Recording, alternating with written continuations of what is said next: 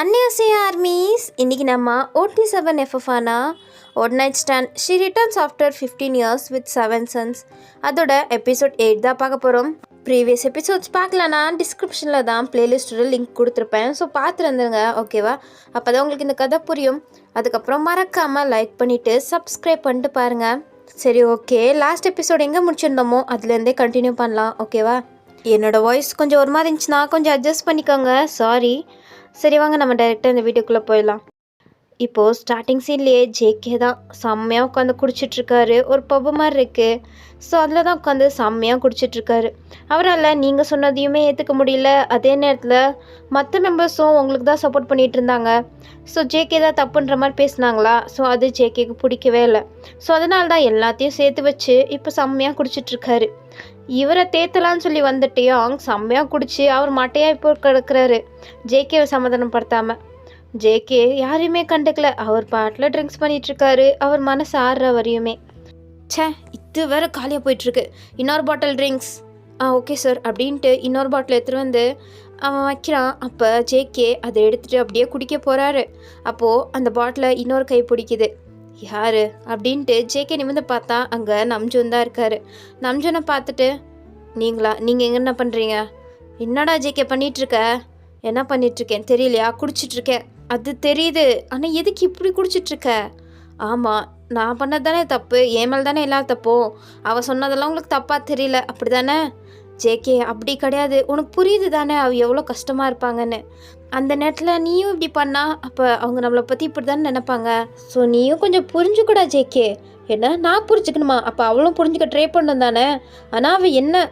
போதும் ஜேகே போதும், எதுக்கு இப்போ கத்திட்டு இருக்க அப்படின்ட்டு ஜின் அப்படின்ட்டு எல்லாருமே தான் அங்கே இருக்காங்க. அப்போ ஜிமின் இந்த நேரத்தில் கூட வாயை மூட்டிட்டு சைலண்டாக இருக்க மாட்டேன் அப்படின்ற மாதிரி. என்னடா இது, நீ ஏன் ஸ்ட்ராங்காக இருக்க? இவன் பாரு உனக்கு சப்போர்ட் பண்ணுறேன்னு வந்தான், இவன் குடிச்சிட்டு மட்டியாயிட்டானா? டேயாங் எந்திரா.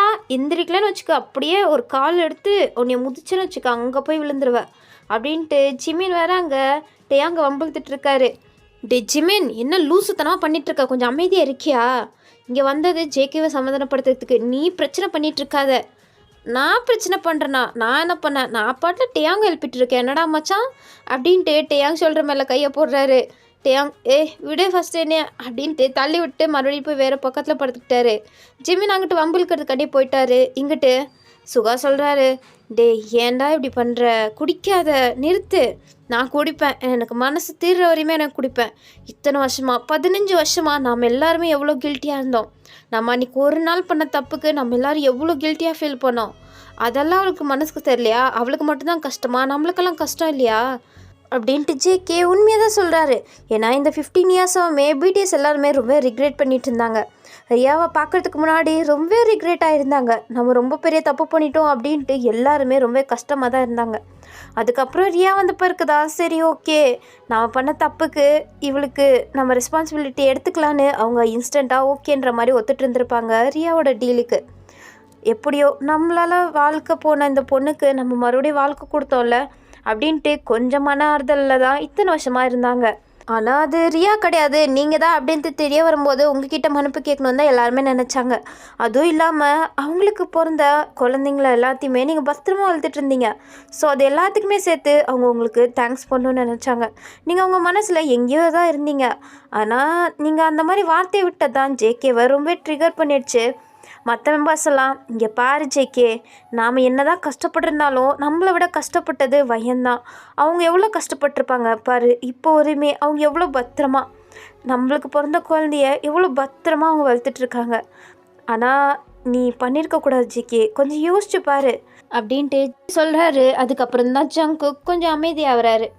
இப்போது அப்படியே இந்த சைடு உங்களை பார்த்தா நீங்கள் ஒரு மூலையில் உட்காந்துட்டு உங்கள் கன்னத்தில் ஜேகே கையிலேருந்து அடி வாங்கியிருப்பீங்கள, அது செம்மையாக இப்போ ஊதி போய் செவந்து போயிருக்கு. நீங்கள் அப்படியே உட்காந்துட்டு உங்கள் வாழ்க்கையை நினச்சி நீங்களே அழுதுட்ருக்கீங்க. எல்லாம் இந்த கொரியாவுக்கு வந்த பிறகு தான் எல்லாம் ஸ்டார்ட் ஆச்சு.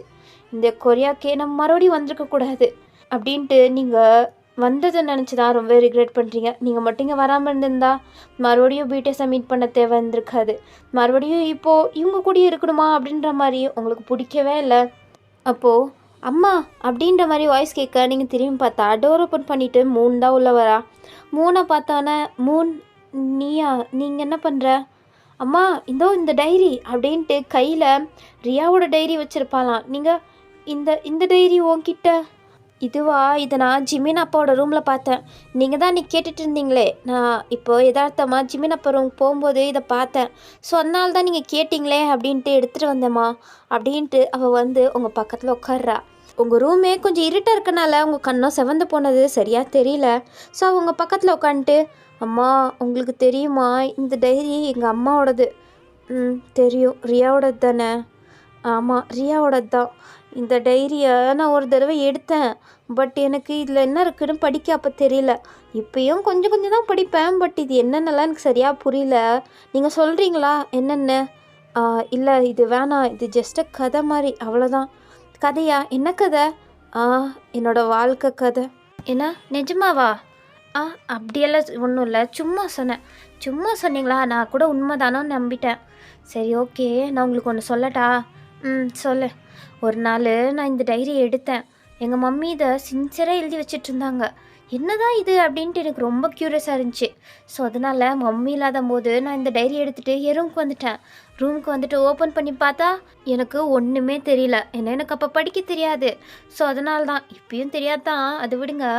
ஆனால் நான் அப்படியே தான் சும்மா அதை பார்த்து புரட்டி பார்த்துட்டு இருந்தேன். அப்போ இதோட லாஸ்ட் பேஜை நான் தெரியாதனமாக கிழிச்சிட்டேன். என்ன கிழிச்சிட்டியா? ஆமாம், நான் கிழிச்சிட்டேன். அதுக்கப்புறம் மம்மி பார்த்தா திட்டுவாங்களே அப்படின்ட்டு நான் அதை இந்த புக்குள்ளேயே வச்சுட்டு என்னோடய பீரோ மேலே தூக்கி போட்டேன்.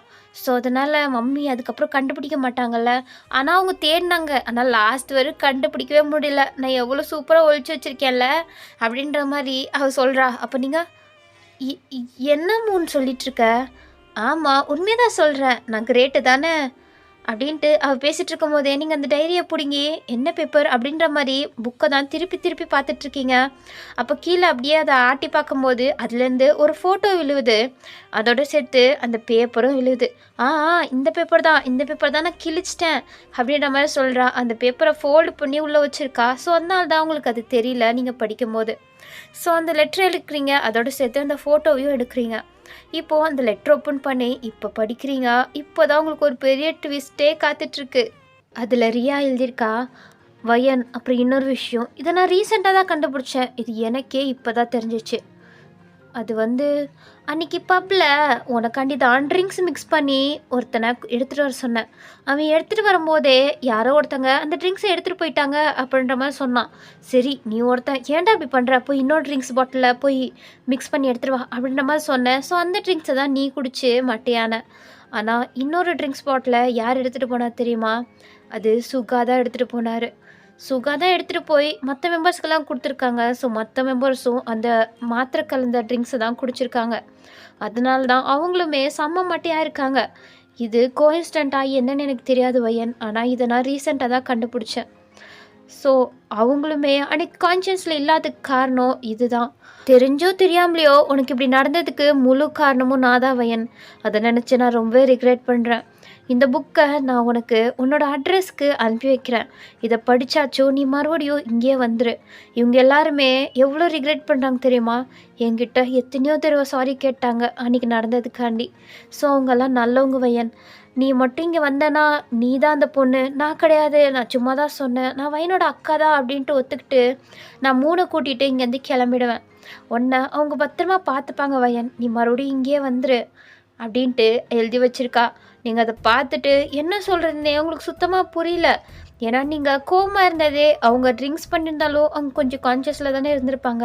இருந்தாலுமே அவங்க எல்லாருமே உங்களை யூஸ் பண்ணிக்கிட்டாங்க அப்படின்ட்டு தான் அவங்க மனசில் கொஞ்சம் கோவம் இருந்துச்சு. ஆனால் இப்போது இது எல்லாத்துக்குமே காரணம் இன்டைரக்டாவோ டைரெக்டாவோ ரியா தான். ஸோ இது என்ன சொல்கிறதுன்னு உங்களுக்கு சுத்தமாக புரியல. என் வாழ்க்கையை ஏன் இப்படி இருக்குது, எல்லாமே கடவுள் தீர்மானிக்கிறது தானா அப்படின்ட்டு உங்களுக்கு ஒன்றுமே புரியல. அம்மா என்னாச்சுமா, ஏன் ஒரு மாதிரி இருக்கீங்க, என்ன எழுதியிருக்கு எனக்கும் சொல்லுங்களேன்.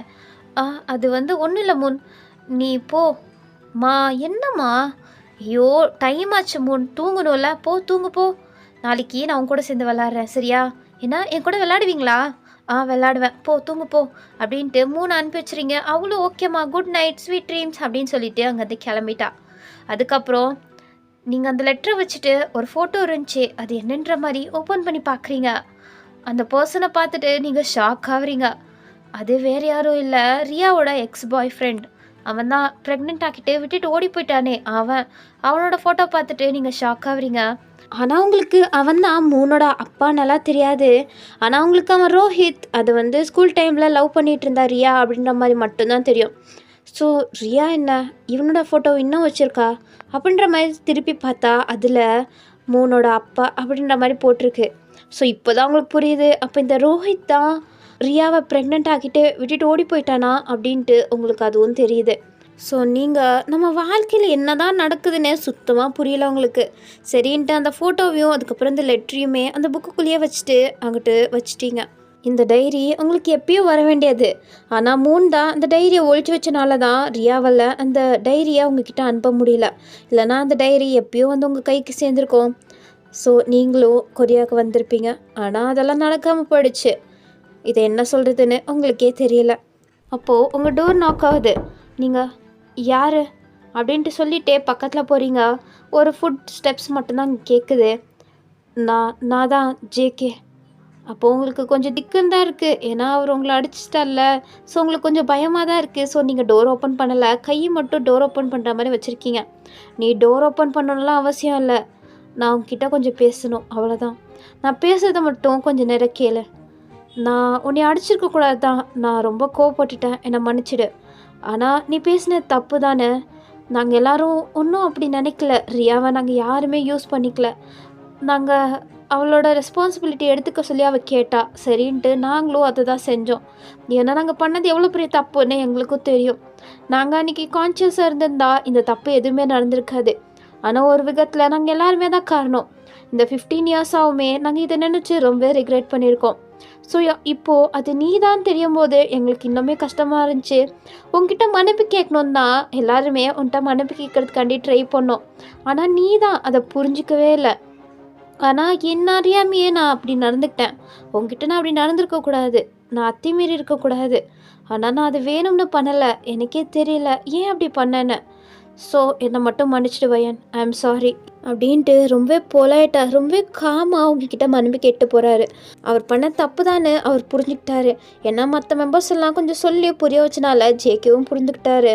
இருந்தாலும் நம்ம இப்படி நடந்துருக்கக்கூடாது அப்படின்ட்டு தான் இப்போ உங்ககிட்ட மன்னிப்பு கேட்டதுமே.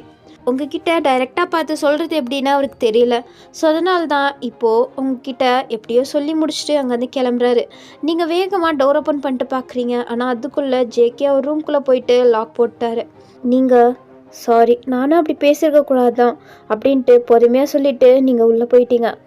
இப்போது நீங்களும் புரிஞ்சுக்கிட்டீங்க, அதே நேரத்தில் ஜேகேவும் புரிஞ்சுக்கிட்டாரு. ஸோ நீங்கள் இப்போ என்ன நினைக்கிறீங்கன்னா, நாம் எதுக்கு இங்கேருந்து போகணும், நாம் இங்கே இருந்துடலாமா? எப்படி இருந்தாலும் அவங்க நம்மளை போட மாட்டாங்க. அதே நேரத்தில் நம்ம பசங்களுக்கும் அவங்க எல்லாரையுமே ரொம்ப பிடிச்சிருக்கு. இத்தனை வருஷமாக தான் அப்பாவோட பாசம் இல்லாமல் அப்பா எங்கே அப்படின்ட்டு கூட தெரிஞ்சுக்காமல் அவங்க வளர்ந்துட்டாங்க. இதுக்கு மேலேயும் அவங்க அப்படி வளரணுமா என்ன? வேணாம், நம்ம இங்கே இருந்துடலாம், நம்ம பசங்களுக்கும் அதுதான் நல்லதாக இருக்கும் அப்படின்ட்டு நீங்கள் இப்போ தான் நல்லதாக ஒரு முடிவு எடுத்திருக்கீங்க. இங்கேருந்து கிளம்ப வேணாம், நம்ம இங்கே இருக்கலாம் அப்படின்ற மாதிரி. அது உங்களோட பசங்களுக்காண்டி தான் நீங்கள் முழுசாகவே யோசிச்சிருக்கீங்கன்னு கூட சொல்லலாம். அதே நேரத்தில் இங்கிட்டு ஜேகே அவர் ரூம்குள்ளே வந்தார்ல, ரூம்குள்ளே தான் மற்ற மெம்பர்ஸ் எல்லாருமே இருக்காங்க. என்ன ஜேகே சொல்லிட்டியா? நான் பேசிட்டேன். வயன் என்ன சொன்னாங்க? அது நான் வயன்கிட்ட சொன்னேன், பட் நான் எந்த ரிப்ளையுமே கேட்கல, நான் வந்துட்டேன். என்ன ஜேகே? சரி விடுங்க பார்த்துக்கலாம். ஆமாம், அடுத்தது என்ன பண்ணுறது ஐடியா அப்படின்ட்டு ஜெமின் கேட்க, என்ன ஐடியா? நான் ஒரு முடிவு எடுத்திருக்கேன். என்ன ஆரம்? அது நம்ம வயனை விட்டுடலாம், அவங்க எங்கே வேணுமோ அங்கேயே போட்டோம். ஏன்னா ஆமாம், அவங்க இங்கே இருந்தால் அவங்க ரொம்ப கஷ்டப்படுறாங்க. அதுக்கு அவங்க இத்தனை வருஷமாக எப்படி நிம்மதியாக இருந்தாங்களோ அப்படியே இருக்கட்டும். நம்ம வேணால் இன்டைரக்டாக அவங்களுக்கு ஹெல்ப் பண்ணலாம். நம்ம தூரத்துலேருந்தே அவங்க எப்படி இருக்காங்க, நல்லா இருக்காங்களான்னு மட்டும் கவனிச்சிக்கலாம், போதும். அதுதான் எல்லாருக்குமே நல்லதுன்னு எனக்கு தோணுது.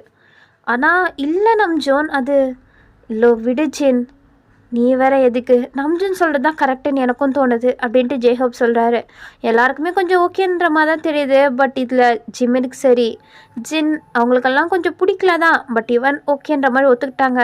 அப்படியே திரும்பி எல்லாருமே ஜேகே கிட்ட தான் பார்க்குறாங்க. ஜேகே ஓகே எது வேணாலும் பண்ணுங்க அப்படின்ட்டு அவர் ஒத்துக்கிட்டு அங்கேருந்து எந்திரிச்சிட்டாரு. அதுக்கப்புறம் திரும்பி லாஸ்ட்டாக இருக்க டேயாங் தான் பார்க்குறாங்க. டேயாங் தான் செம்ம மட்டையாக இருக்காரு. அவர்கிட்ட கேட்டு என்ன பிரயோஜனம்? ஸோ அப்படின்ட்டு எல்லோரும் டிசைட் பண்ணிட்டாங்க. நாளைக்கு போய் வயன்கிட்ட நம்ம சொல்லிடலாம், நீங்கள் எங்கே வேணுமோ அங்கே கிளம்புங்க அப்படின்ட்டு வயனை நாம்ளே வழி அனுப்பி வச்சிடலாம் அப்படின்ட்டு இங்கிட்டு பிடிஎஸ் முடிவு எடுக்க, அங்கிட்டு நீங்கள் இங்கே இருந்துடலாம் அப்படின்ட்டு முடிவு எடுக்கிறீங்க. என்னடா இது, அவங்க இருன்னு சொன்னால் நீங்கள் போகிறேன்னு சொன்னீங்க, இப்போ நீங்கள் இங்கே இருக்கலான்னு முடிவெடுக்க அவங்க ஓகே வயன் ஹாப்பியாக இருந்தால் ஓகே அவளை அனுப்பி வச்சிடலாம் இந்தியாக்கேன்ற மாதிரி முடிவெடுத்துட்டாங்க.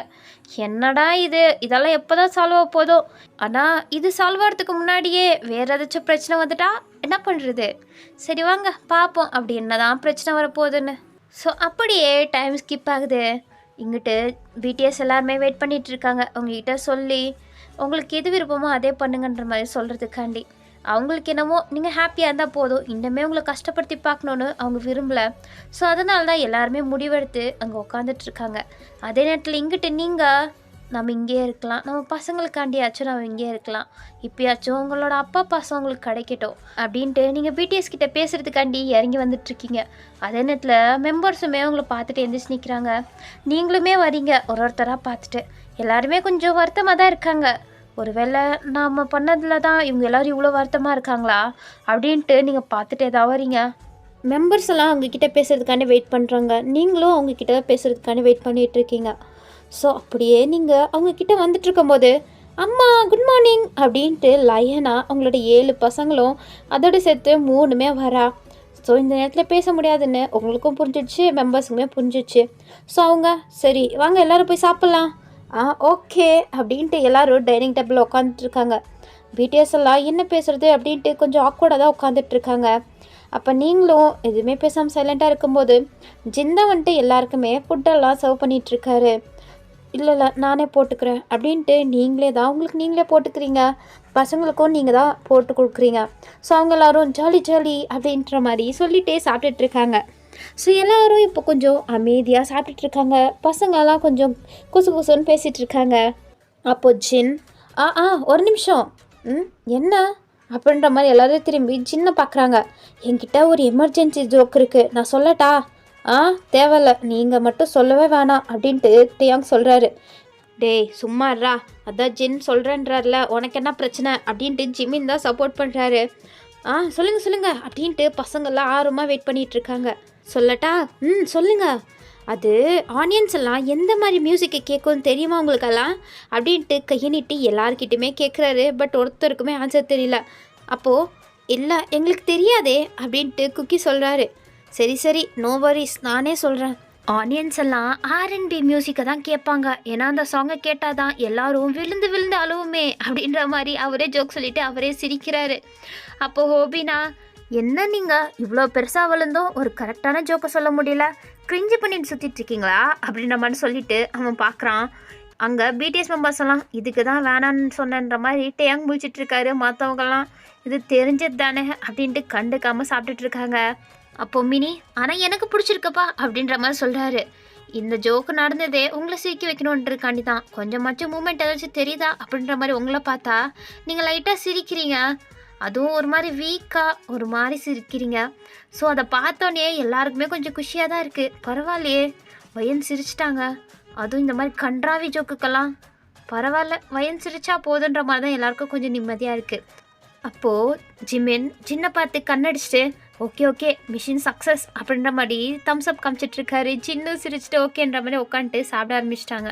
ஃபர்ஸ்ட் ஆஃப் ஆல் ஜிமின் டேயாங் அவங்களுக்குலாம் அவங்கள அனுப்பவே கொஞ்சம் கூட விருப்பம் இல்லை. ஆனால் மற்றவங்க தான் சொல்கிறனால சரின்ற மாதிரி ஒத்துட்டு இருந்திருப்பாங்க. ஆனால் நீங்கள் போகிறது காட்டிலையும் உங்கள் மனசை மாற்றிட மாட்டோமா அப்படின்ற மாதிரி தான் அவங்க எல்லாருமே இந்த மாதிரி குட்டியாக பிளான் போட்டு அதை இம்ப்ளிமெண்ட் பண்ணிகிட்ருக்காங்க. ஸோ அப்படியே எல்லோரும் சாப்பிட்டு முடிச்சிட அதுக்கப்புறம் பசங்களாம் விளையாடுறதுக்காண்டி கார்டனுக்கு போயிட்டாங்க. இப்போது மெம்பர்ஸும் அதுக்கப்புறம் நீங்களும் மட்டும்தான் நிற்கிறீங்க. நீங்கள் ஒரு மாதிரி ஆக்வர்டாக தான் நின்றுட்டுருக்கீங்க, எப்படி பேசுறது எப்படி சொல்கிறதுன்னு தெரியாமல். அதே நிலைமை தான் அங்கிட்டும், யார் ஃபஸ்ட்டு பேசுகிற மாதிரி எல்லோரும் ஒருத்தரை பார்த்துட்ருக்காங்க. ஆனால் ஜேகே மட்டும் எந்த ரியாக்ஷனுமே பண்ணாமல் அப்போலேருந்து அமைதியாக மட்டும்தான் இருக்கார். அவர் மைண்டுக்குள்ளே அப்படி என்ன ஓடுதுன்னு தான் தெரியல. உங்களை அனுப்பி வச்சிடலான்னு அவரும் நினைக்கிறாரா, இல்லை உங்களை இங்கேயே வச்சுக்கணும்னு நினைக்கிறாரா அப்படின்ட்டு கூடமே புரிஞ்சிக்க முடியாத நிலமையில தான் ஒரு ஃபேஸே இருக்குது. ஒரு மாதிரி ஸ்டிஃபாக ஒரு மாதிரி யோசித்த மாதிரியே. ஸோ இப்படியே சைலண்டாக இருந்தால் பிரோஜனம் இல்லை அப்படின்ட்டு நீங்கள் சொல்லலாம் அப்படின்ட்டு ஸ்டார்ட் பண்ண அதே நேரத்தில் அங்கிட்டு நம்ஜுன்மே அதே டைமில் சொல்ல 2 பேரும் ஒரே டைமில் சொன்ன மாதிரி ஆயிடுச்சா.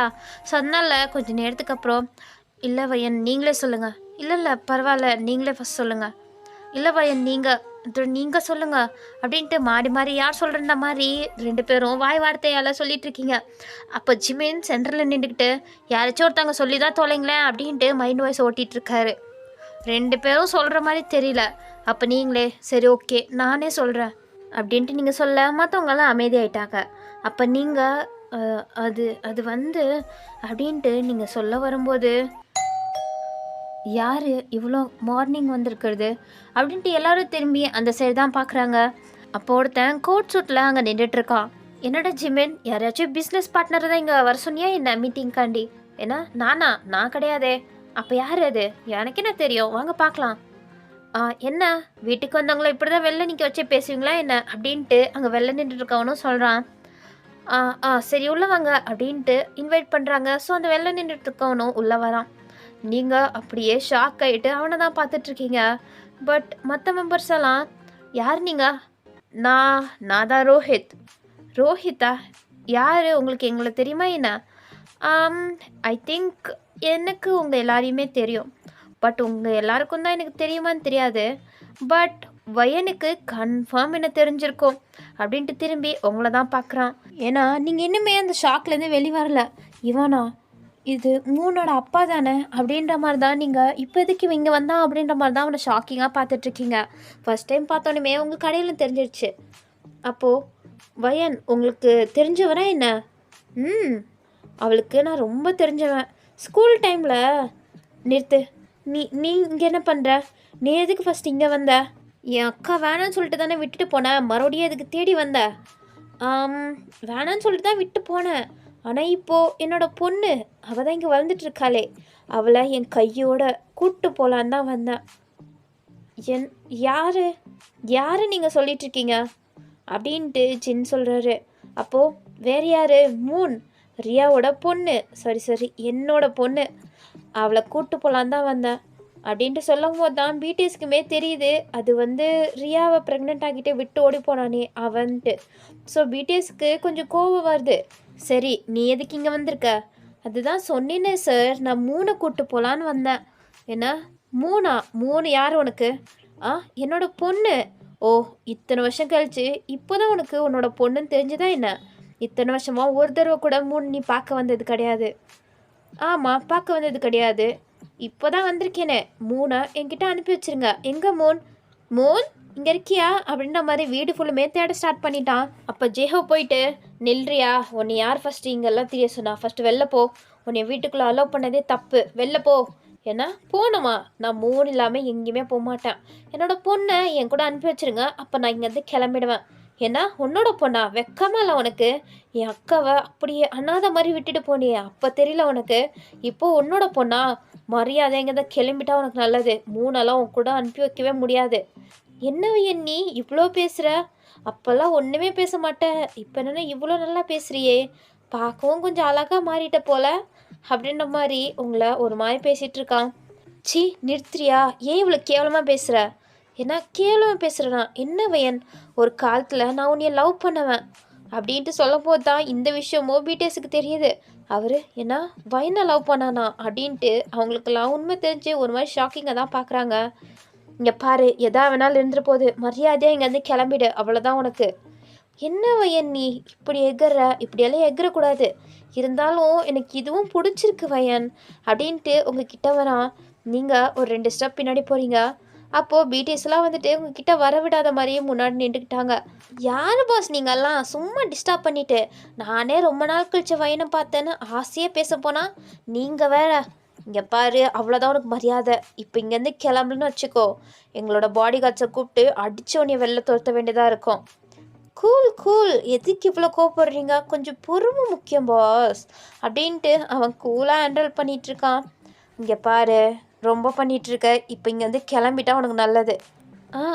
Okay cool, no problem. இப்போ வேணால் இங்கேருந்து கிளம்புறேன், ஆனால் கூடிய சீக்கிரம் 3 என்னோட கஸ்டடியில் எடுக்கிறேன் அப்படின்ட்டு சொல்லிவிட்டு அவன் அங்கேருந்து கிளம்பிட்டான். உங்களுக்கு ஒன்றுமே புரியல. அதே நேரத்தில் பிடிஎஸ்க்குமே ஒன்றுமே புரியல. திடீர்னு இவன் எங்கேருந்து முழிச்சிக்கிட்டு வந்தான் அப்படின்ட்டு தான் புரியாமல் பார்த்துட்ருக்காங்க. ஆனால் அவன் வெளியில் வந்துட்டு, ஹ இவ்வளோ பெரிய வீட்டில் அவள் எவ்வளோ சொகுசாக வாழ்ந்துட்டு இருந்திருப்பா இத்தனை வருஷமா அப்படின்ட்டு ரியாவை பற்றி தான் யோசிச்சு பார்த்துட்ருக்கான். என்னோட பொண்ணை யாரோட பொண்ணு மாதிரி இத்தனை வருஷமா அதுவும் வளர்த்துட்ருக்கா. அதுவும் எவ்வளோ சொகுசாக இவ்வளோ பெரிய பணக்கார வாழ்க்கையாக வாழ்ந்துட்டுருக்கா இவ. அப்படியே விட்டுருந்துருக்கக்கூடாது இருந்துச்சு. சரி விடு, இப்போ பார்த்துக்கலாம் என்னடா ரோஹித் அப்படின்ட்டு வில்லத்தனமாக தான் யோசிச்சுட்டு இருக்கான். அதே நேரத்தில் அவனுக்கு உங்களை வேற பார்த்துட்டானா. ஸோ அதனால் வயன், நீ என்னோட ஃபஸ்ட் பிளான்லேருந்து தான் நீ தப்பிச்சிட்ட.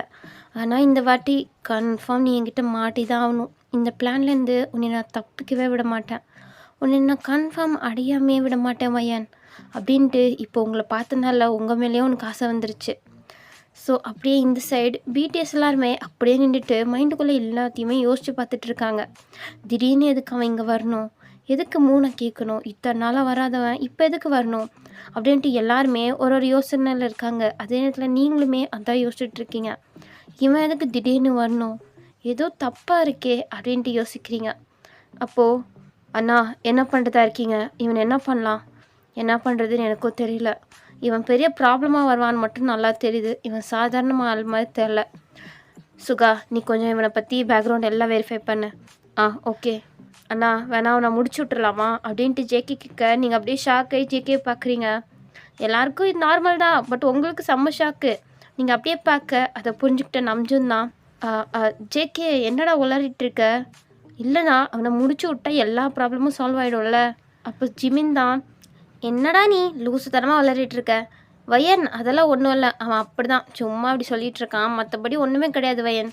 நீங்கள் ஒன்றும் தப்பாக நினச்சிக்காதீங்க, நீங்கள் ரூமுக்கு போங்க. அது நான் போங்க வயன், நீங்கள் ரூமுக்கு போங்க அப்படின்ட்டு ஜிமின் தான் எப்படி சமாளித்து உங்களை ரூமுக்கு அனுப்பி வைக்கிறாரு. நீங்களும் என்ன அவர் சொல்கிறாரு, முடிச்சிடலான்னா என்னத்தை முடிச்சிடலாம் அப்படின்ட்டு புரியாமே நீங்கள் அப்படியே ரூம்குள்ளே போயிட்டீங்க. ஜேகே என்னடா பேசுகிற, வயனுக்கு முன்னாடி எப்படி பேசிகிட்டு இருக்க நீ? ஃபஸ்ட்டே அவங்க உன்னைய பார்த்து பயப்படுறாங்க, இதில் நீ வேறு இப்படியெல்லாம் சொல்லி வைக்கிறியே, ஏன்டா ஜேகே? அது நான் யோசிக்கல, இனிமே ஆச்சும் கொஞ்சம் யோசிச்சு பேசு, புரிஞ்சுதா? ஆமாம், வயன் ஏதோ நம்மக்கிட்ட சொல்ல வந்தாங்களே. இந்த நிலைமையில அது என்னன்னு தெரிஞ்சுக்கிறதா முக்கியம். ஃபஸ்ட்டு இவன் யாருன்னு கண்டுபிடிக்கணும். நான் உடனே இப்போ போய் அவனை பற்றி டீட்டெயில்ஸ் எல்லாம் கரெக்ட் பண்ணிட்டு வரேன் அப்படின்ட்டு சுகா அங்கேருந்து கிளம்பிட்டாரு. ஸோ எல்லாருமே அங்கேருந்து கிளம்பிட்டாங்க. ஆனால் அவங்க எல்லாருக்குமே ஏதோ நடக்க போகுது, இவனால் பெரிய ப்ராப்ளம் வரப்போகுது அப்படின்ட்டு மட்டும் நல்லாவே தெரியுது. ஸோ இப்படியே சுகாவை காமிச்சா சுகா போயிட்டு எல்லாமே அவனை பற்றி கலெக்ட் பண்ணுறாரு. பார்த்துட்டு என்ன அப்படின்ட்டு செம்ம ஷாக் ஆகிட்டு அவனோட டீட்டெயில்ஸை தான் பார்த்துட்ருக்காரு. ஸோ இதை உடனே இன்ஃபார்ம் பண்ணணும் அப்படின்ட்டு அவர் நம்ஜின் கிட்ட கொடுக்குறாரு. அப்போ எல்லா மெம்பர்ஸுமே அசம்பிளும் ஆயிட்டாங்க. அதை பார்த்துட்டு நம்ஜினே ஷாக் ஆகுறாரு. ஏன்னா சுகா இதெல்லாம் நிஜமா என்ன? ஆமாம், எனக்கும் இதை பார்க்கும்போது ஷாக்காக தான் இருந்துச்சு, ஆனால் இதெல்லாம் உண்மை தான். என்னாச்சு அப்படின்ட்டு ஜின் பிடிங்கி அந்த பேப்பரை பார்க்குறாரு. அப்படியே எல்லாருமே பார்க்குறாங்க, ஷாக் ஆகிட்டு இருக்காங்க. என்ன, ஏன் எல்லோரும் இப்படி ஷாக் ஆகுறீங்க அப்படின்ட்டு டேயாங்க்கு புரியாமல் அவரும் அந்த பேப்பர் வாங்குறாரு. அந்த டீட்டெயில்ஸ்லாம் படிச்சுட்டு அவர் ஷாக்கிங்கா.